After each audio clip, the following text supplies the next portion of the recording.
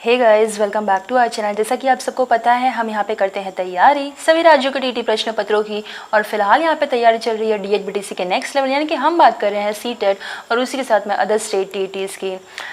तो चलिए बात करते हैं। यहाँ पे इस वीडियो में हम देखने वाले हैं 15 मोस्ट इंपॉर्टेंट क्वेश्चन जो कि होंगे आपके गणित के पैडागोजी से रिलेटेड। तो बिना देर के हुए शुरू करते हैं आज का वीडियो।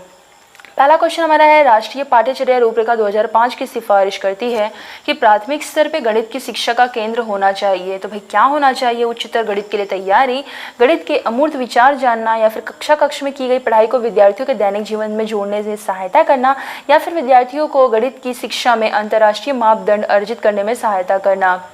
देखिए यहाँ पे अगर हम बात करते हैं राष्ट्रीय पाठ्यचर्या रूपरेखा 2005 की, तो ये सिफारिश करती है कि भाई प्राथमिक स्तर पे जो भी गणित की शिक्षा है, इसका केंद्र जो है वो कक्षा में की गई पढ़ाई को देना चाहिए। ठीक है, यानी कि विद्यार्थियों के दैनिक जीवन से इसे जोड़ने का हमें जो है वो प्रयास करना चाहिए। और ये जो है कक्षा में की गई पढ़ाई को विद्यार्थियों के डे टू डे लाइफ से जब हम इसे रिलेट करेंगे तो जो है वो इसमें ये जो है वो हेल्प आउट करता है। क्या? राष्ट्रीय पाठ्यचर्या रूपरेखा 2005। तो शिक्षा का मेन केंद्र क्या है भाई? ये होनी चाहिए चाइल्ड सेंटर्ड, ना कि टीचर सेंटर्ड। और जो है उसको हमें डे टू डे लाइफ से रिलेट करके चीज़ों को बताना चाहिए। बात करते हैं हमारे अगले क्वेश्चन की। तो अगला क्वेश्चन हमारा है, गणित की पाठ्य पुस्तक में विभिन्न प्रकरणों में खंड अभ्यास समय, इसको समावेशित करने का उद्देश्य क्या है? मेन ऑब्जेक्टिव क्या है कि हम अभ्यास समय, ये जो एक टॉपिक है, इसको समावेशित करने का, इसको इंक्लूड करने का मेन ऑब्जेक्टिव क्या है? विस्तृत अधिगम अवसर प्रदान करना, विद्यार्थियों को आनंद व मस्ती प्रदान करना, दैनिक जीवनचर्या में बदलाव करना, या फिर समय का बेहतर सदुपयोग सुनिश्चित करना। ठीक है, यहाँ पे अगर हम बात करते हैं कि भाई गणित की पाठ्य पुस्तक में विभिन्न प्रकरणों में अगर हम बात करें कि भाई अभ्यास समय ये जो दिया गया है, इसको जो है इंक्लूड करने का जो मेन ऑब्जेक्टिव है ये है आपका कि भाई विस्तृत अधिगम का जो है वो अवसर प्रदान करना। तो आपका पहला ही उत्तर यहाँ पे बिल्कुल सही होगा। तो यही जो है ये इसको डिनोट करता है कि भाई विस्तृत अधिगम को हमें जो है वो उनको अवसर देना चाहिए, अपॉर्चुनिटी देनी चाहिए। बात करते हैं अगले क्वेश्चन की।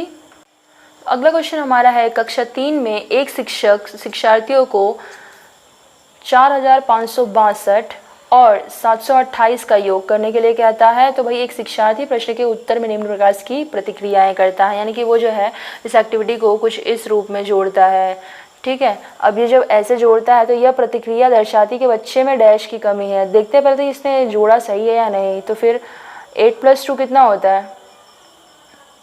8 + 2 तो आपका हो जाता है 10, है ना। लेकिन यहाँ पे इसने लिखा है 2, और यहाँ पे 6 + 2 8 होता है, तो लेकिन यहाँ पे इसने लिखा है 4।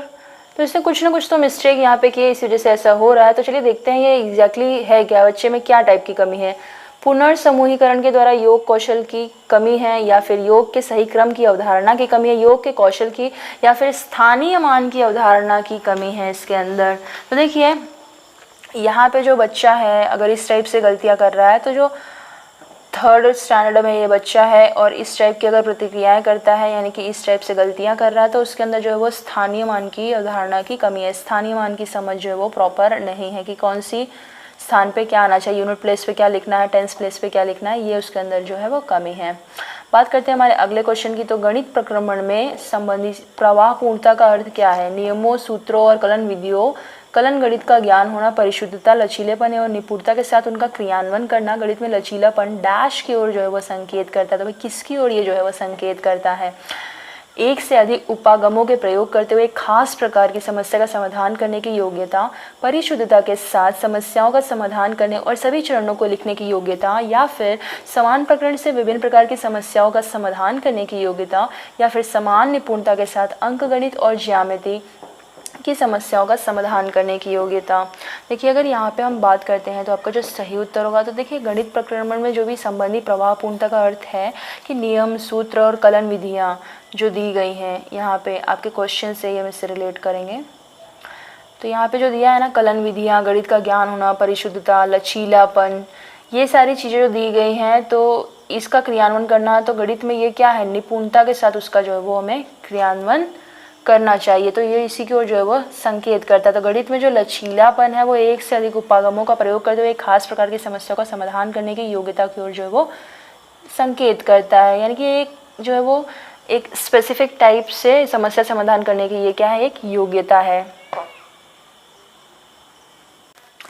तो तो आपका ए ऑप्शन जो है यहाँ पे बिल्कुल सही होगा। अगला क्वेश्चन हमारा है, राष्ट्रीय पाठ्यचर्या की रूपरेखा 2005 अधिगम के रचनावादी उपागम पर बल देती है क्योंकि वह डैश पर केंद्रित होती है। तो भाई किस पे केंद्रित होती है? परिभाषाओं और सूत्रों को याद करने, नियमित गृह कार्य जमा कराने, गतिविधियों में शामिल करते हुए शिक्षार्थियों की सक्रिय भागीदारिता, या फिर शिक्षक द्वारा प्रभावी व्याख्यान और अनुदेशन पे। तो देखिए यहाँ पे अगर हम बात करते हैं राष्ट्रीय पाठ्यचर्या की रूपरेखा 2005 के अधिगम के रचनावाद की, तो ये जो है वो जिस उपगम पे बल देती है तो ये है कि भाई वो गतिविधियों को शामिल करते हुए शिक्षार्थियों की सक्रिय सहभागिता, इसी का जो है वो उपयोग करती है, इसी पे जो है वो बल देती है। क्या चाहती है? विद्यार्थियों को सब जो है एक्टिव पार्टिसिपेशन करें, सक्रिय भागीदारिता निभाएं, तो यही वो चाहती है।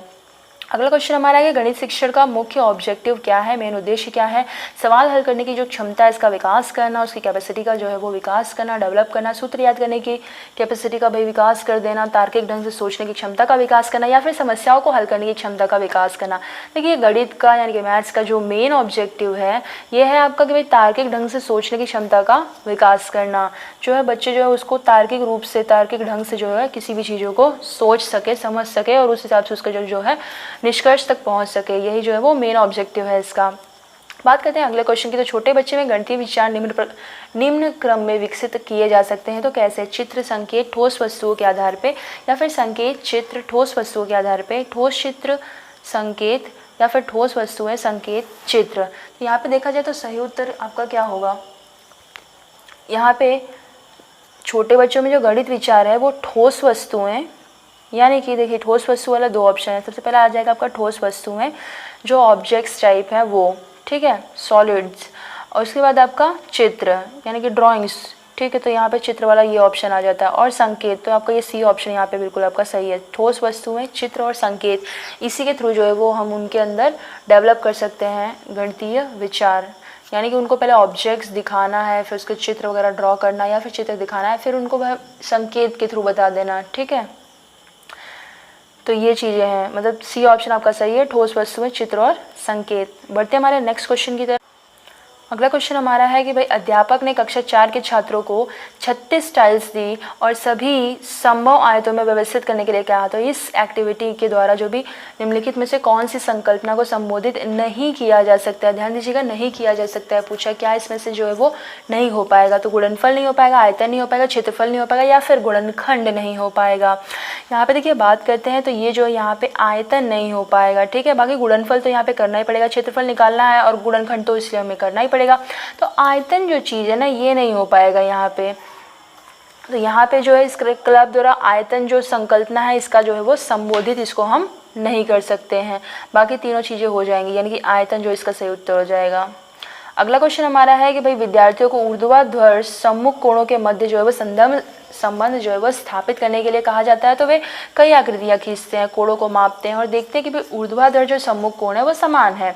तो इसके इसमें जो वेन हीले के विचार है उसके अनुसार जो विद्यार्थी है वो क्या है या कौन से स्तर पे है एग्जैक्टली, चाहे सूक्ष्मीकरण पे है या फिर विश्लेषणात्मक स्तर पे, अनौपचारिक निगमन स्तर पे या फिर निगमन स्तर पे। देखिए यहाँ पे जो बच्चा है ना वो शिक्षक द्वारा अगर विद्यार्थी को ऊर्ध्वाधर सम्मुख कोणों के मध्य अगर संबंध स्थापित करने के लिए कहा जाता है तो वो विश्लेषणात्मक स्तर पे अवलोकन करते हैं और कई आकृतियाँ जो है वो खींचते हैं। तो यहाँ पे देखिए उत्तर में क्या लिखा है, यहाँ पे प्रश्न में आपका कहा गया है ये विश्लेषण करते हैं और इसी के थ्रू ये बनाते हैं। मतलब पहले तो ये क्या करते हैं, मापते हैं, बनाते हैं, खींचते हैं, तो ये सब क्या कर रहे हैं, एक तरीके से विश्लेषण ही तो कर रहे हैं ना। और यहाँ पे फिर उसका अवलोकन करते हैं, ऑब्जर्व करते हैं और कई आकृतियाँ जो है वो खींचते हैं और फिर क्या देखते हैं कि ऊर्ध्वाधर जो कोण है वो क्या है, सम्मुख जो ऊर्ध्वाधर सम्मुख कोण जो है वो क्या है, समान है।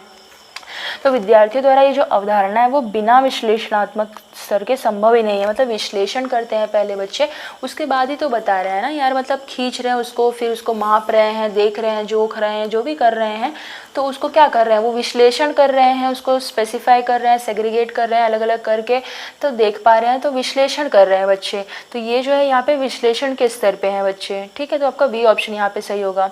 अगला क्वेश्चन हमारा है, आपकी समझ से एक अध्यापक के लिए कौन सा कौशल जो है वो अति आवश्यक होता है? बच्चों को ज्ञान की खोज के लिए प्रोत्साहित करना यानी कि मोटिवेट करना, बच्चों में विषय वस्तु का स्मरण करने की योग्यता, बच्चों से विषय वस्तु को स्मरण कराने की योग्यता, या फिर बच्चों को परीक्षा में अच्छे प्रदर्शन करने के योग्य बनाना। देखिए, अगर चैनल को अभी तक आपने सब्सक्राइब नहीं किया तो सब्सक्राइब कर लीजिए, बेल वाली आइकन को भी प्रेस कर लीजिए। जैसे आपके फ़ोन में घंटी बजती है ना मोबाइल पे रिंगटोन की, वैसे जब हम कोई भी वीडियो अपलोड करेंगे तो आपको नोटिफिकेशन के लिए एक घंटी बेल आइकन जब आप दबा देंगे तो घंटी टाइप की बज जाएगी, तो आपको जो है नोटिफिकेशन आ जाएगा क्योंकि भाई वीडियो आ गई, आप देख सकते हैं। चलिए बात करते हैं यहाँ पे आंसर की। तो देखिए, हमारी समझ से क्या है, एक अध्यापक के लिए बच्चों को ज्ञान की खोज करने के लिए हमें जो है वो मोटिवेट करना चाहिए। हमें खुद बच्चे लोग को क्या बताना है कि भाई तुम खुद से सर्च आउट करो, ज्ञान को सर्च करो। जैसे जीन पियाजे बोलते हैं ना, बच्चे खुद ही अपने स्वयं ज्ञान के निर्माता होते हैं। तो यहाँ पे यही चीज़ हमको उनके अंदर जो है वो डेवलप करनी होती है। तो बच्चों को ज्ञान की खोज के लिए जो है वो प्रोत्साहित करना है, मोटिवेट करना है। तो यहाँ पे आपका जो ए उत्तर है ना, ये सही हो जाएगा। तो गाइस, आज की वीडियो में तो बस इतना ही। मिलते हैं अपने अगले वीडियो में, तब तक के लिए जय हिंद।